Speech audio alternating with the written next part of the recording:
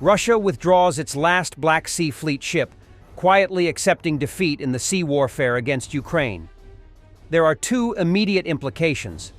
Ukraine can successfully pressure Crimea, making it key leverage to end the war, and Russia understands force and doesn't retaliate when its red lines are crossed, but publicly admitting it humiliates Putin. This is crucial. Ukraine should cross the red line quietly, so if Russia admits it, Putin looks bad. That's the way forward. In just over 2 years, Ukraine has managed to sink or damage 1/3 of Russia's Black Sea Fleet, which initially consisted of 74 warships. By March 2024, the fleet had become functionally inactive, according to the British Ministry of Defense. So now Russia is forced to set up a naval base in a breakaway Georgian Abkhazia controlled by Russia. What does it mean?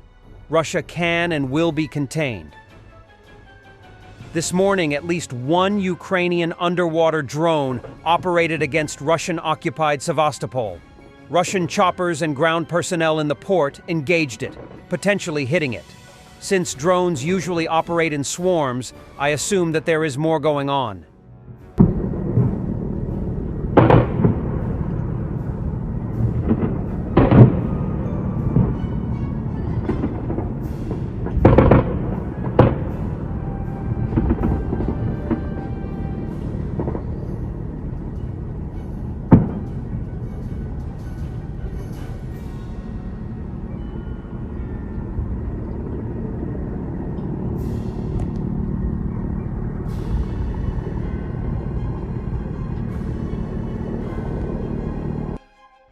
In the Belgorod area, Russian authorities installed shelters near the crossroads and bus stops to protect the civilian population. However, the quality of the shelter leaves much to be desired.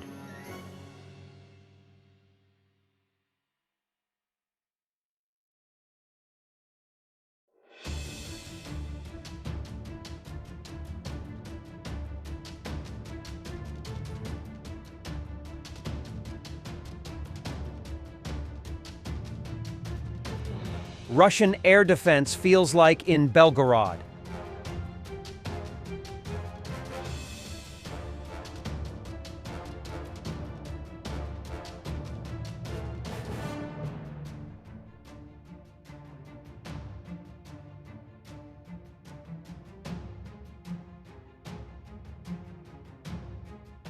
And so it begins.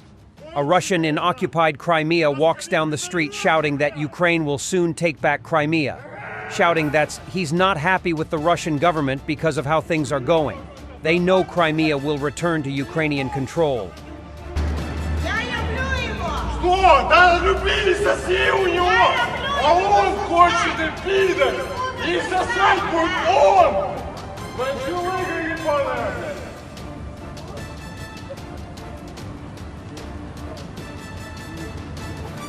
Just to understand how much firepower Ukrainian forces are facing daily on front, the Swedish AS-90 self-propelled artillery was first targeted by artillery, then targeted by 2 FPVs, then by counter-battery fire, followed by more FPV strikes, and finally hit by Lancet munition attack. The vehicle still survived.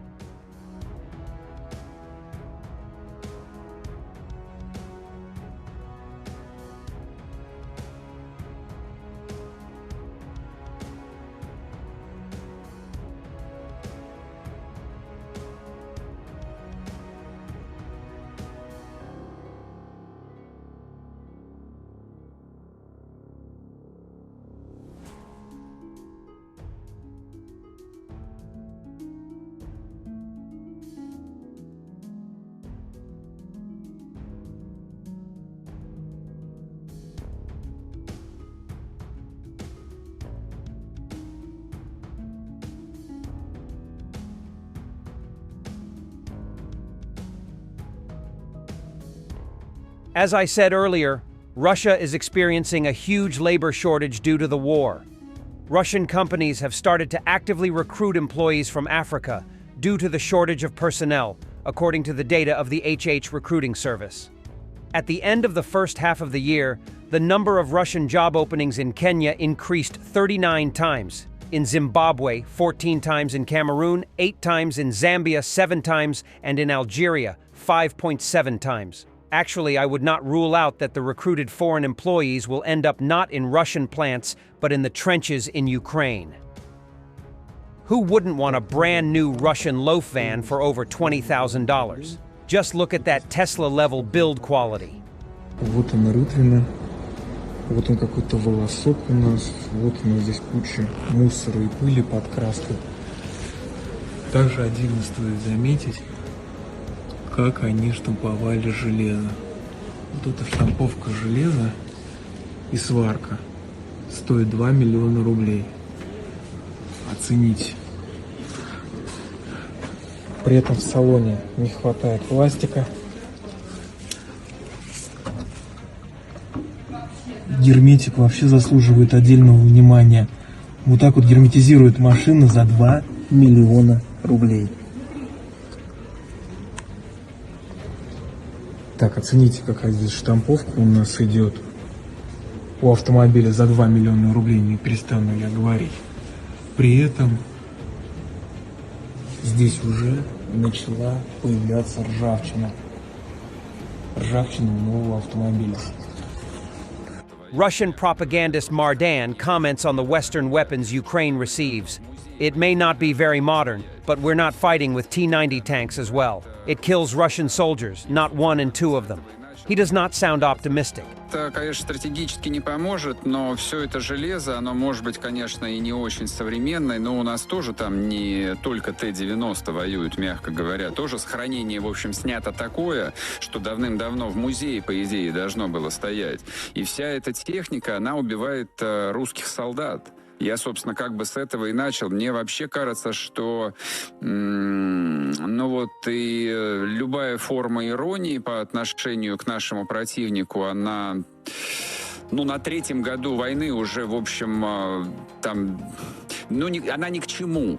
Вот с нами идет война в течение 3 лет. Каждая эта машина, она убила ни одного и ни 2 русских людей. Putin has taken up cryptocurrency. Russia may face power shortages due to cryptocurrency mining, he said. Your comments?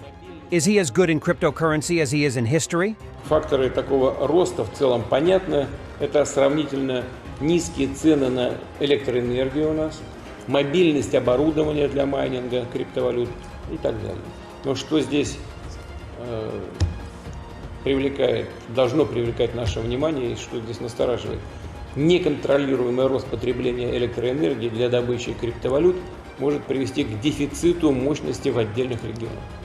Это уже отмечается в Иркутской области, в Бурятии, в Забайкальском крае.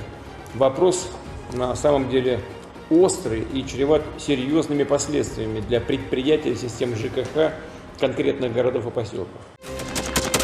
Thanks for watching, and don't forget to subscribe. Also, if you want to support Warthog Defense, please become our member and get early access to new videos, exclusive members-only videos, and become administrator in comment section. The membership link is in the description. Rescues every day. We had a guy last week, it's 6 rescues in 6 days. You know, he's doing the job every day.